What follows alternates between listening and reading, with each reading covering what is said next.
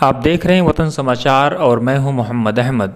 اردو شاعری اور راشٹرواد ایک دوسرے کا ابھن انگ ہیں۔ یہی وجہ ہے کہ علامہ اقبال نے جو نظمیں لکھی ہیں ان میں جہاں آفاقیت ہے وہیں ان میں راشٹرواد کی بھی جھلک دیکھی جا سکتی ہے۔ وہ کہتے ہیں چین و عرب ہمارا، سارا جہاں ہمارا، وہیں وہ یہ بھی فرماتے ہیں کہ پتھر کی مورتوں میں سمجھا ہے تو خدا ہے، خاک وطن کا مجھ کو ہر ذرہ دیوتا ہے۔ جب علامہ اقبال رام کا تذکرہ کرتے ہیں تو وہ فرماتے ہیں ہے رام کے وجود پہ ہندوستاں کو ناز، اہل نظر سمجھتے ہیں اس کو امام ہند۔ علامہ اقبال یہیں پر نہیں رکتے بلکہ وہ آگے کہتے ہیں کہ میرے عرب کو آئی ٹھنڈی ہوا جہاں سے، میرا وطن وہی ہے، میرا وطن وہی ہے۔ بندے کلیم جس کے پربت جہاں کے سینہ، نوح نبی کا آ کر ٹھہرا جہاں سفینہ۔ رفعت ہے جس زمیں کی بام فلک کا زینہ، جنت کی زندگی ہے جس کی فضا میں جینا، میرا وطن وہی ہے، میرا وطن وہی ہے۔ یہاں اپنے درشکوں کو بتا دیں کہ علامہ اقبال کی مراد میر عرب سے پروفٹ محمد صلی اللہ علیہ وسلم ہیں۔ وہیں وہ صاف کہتے ہیں کہ بھارت میں جینا جنت کی زندگی سے کم نہیں ہے۔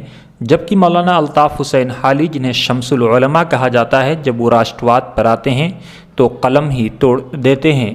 مولانا فرماتے ہیں تیری ایک مشت خاک کے بدلے لو نہ ہرگز اگر بہشت ملے۔ مطلب صاف ہے کہ بھارت کی مٹی کو دے کر کے اگر جنت لینا ہے تو ایسی جنت الطاف حسین حالی کو قبول نہیں ہے۔ اب آپ خود سوچ سکتے ہیں کہ ان شاعروں کے ہاں راشٹرواد کس حد تک موجود ہے۔ ساتھ ہی جو لوگ اردو کو مسلمانوں کی زبان کہتے ہیں انہیں عالم فتح پوری کا یہ شعر ضرور پڑھنا چاہیے۔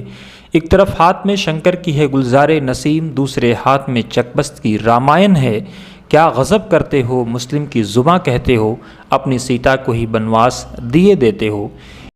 اسی لیگیسی کو آگے بڑھا رہا ہے خسرو فاؤنڈیشن، جس کے ذمہ داروں میں پروفیسر اختر الواسع، روہت کھیڑا، سراج الدین قریشی سمیت کئی اہم نام شامل ہیں۔ ان کا کہنا ہے کہ وہ اس فاؤنڈیشن کے ذریعے بھارت کی گنگا جمنی تہذیب کو پروان چڑھانا چاہتے ہیں، نفرت کو محبت میں بدلنا چاہتے ہیں۔ وہ چاہتے ہیں کہ ایسی کتابیں شائع کی جائیں اور ایسی کانفرنسوں کا انعقاد ہو جس سے سبھی مذاہب کے تئیں لوگوں کے دلوں میں احترام پیدا ہو۔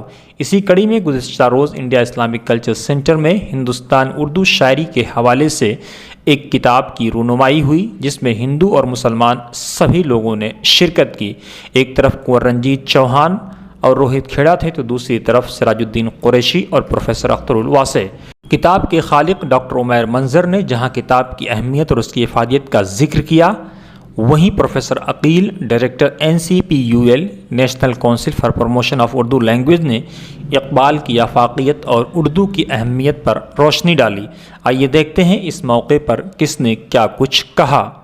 پیش ہے سیدھے انڈیا اسلامک کلچر سینٹر سے آپ کے لیے یہ رپورٹ۔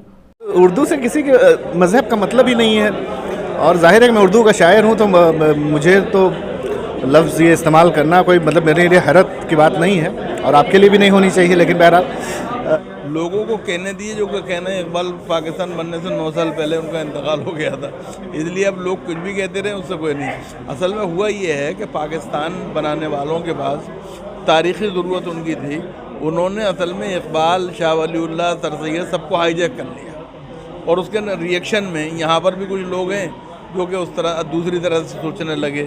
اقبال ایک ایسے شاعر تھے جو ہندوستان کی اصل روح ہے، اور وہ اصل روح کیا ہے؟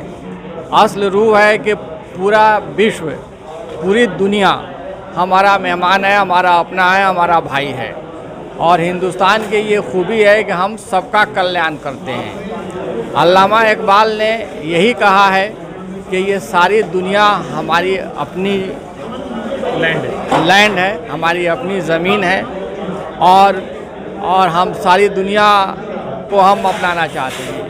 اس طرح کے معاملے جو آپ نے صحیح فرمایا ہے کہ نہیں ہونے چاہیے، بلکہ کا معاملہ جو ہے وہ بہت سیریس ہے، اور یہ سارے ظلم تشدد جب ہوئے تھے اس کی سب کو کہانی یاد ہے، وہ تاریخ یاد ہے لوگوں کو۔ میں سمجھتا ہوں کہ اس کے اوپر جو ہے کورٹ بھی انصاف کرے گی، ہماری سپریم کورٹ بیٹھی ہے، اور ہمارے بہت سارے لوگ جو ہیں جو انصاف پسند ہیں، جو امن چاہتے ہیں، چین چاہتے ہیں، اور ملک کے اندر ایسا ماحول پیدا کرنا چاہتے ہیں جس سے اس طرح کی تفریق نہ پیدا ہو۔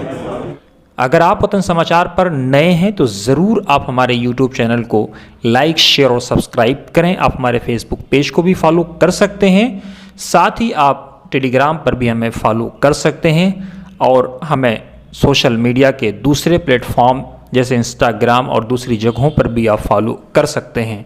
अगर आप चाहते हैं कि हम बिना रुके, बिना थके और बिना झुके सही और सटीक जानकारी आप तक पहुंचाते रहें तो ज़रूर आप वतन समाचार को सहयोग भी करें।